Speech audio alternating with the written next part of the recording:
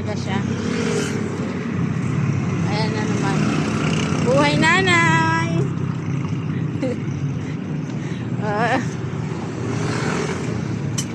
Wala kaming jeep na nasakyan papasok. Kaya naglakad ang lola nyo. Mainit pa naman. Yan ang buhay ng nanay, taga-Sundo. Guys, kutsilyo yung ganito lang yan, oh. Hindi ka ginaganyan yan, hawakan mo. Hawakan mo to. Ito.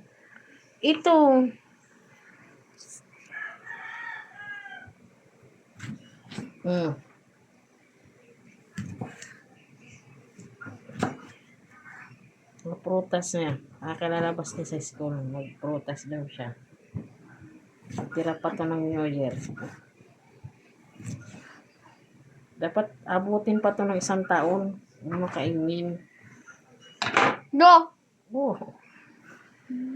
Dapat isang ano Sa pa akin yan. na yung lahat. Matakaw kasi yan siya sa orange. Saka mangga, apple, grapes, yan ang gusto niya. Pero avocado ayaw niya. Guys, lumisan ko na yung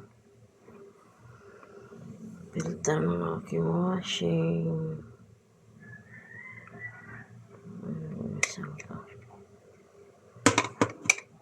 Yung isa dyan nagmamalinis.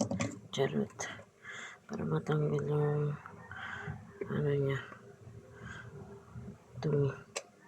Guys, ito na yung gulay na napakamahal. Hindi ko ito mabili-bili. Yung kahit sobrang mahal. Diba? Ang mahal ng gulay na ito. Hindi na siya masyado green. Okay na yan kasi mura na lang kasi alam mo na kung ano. Yan natin yung broccoli. Nalagyan ko lang yan ng star sauce. At garlic. At olive oil. Yaman lang daw itong gulay. Kasi sa malamig di naman to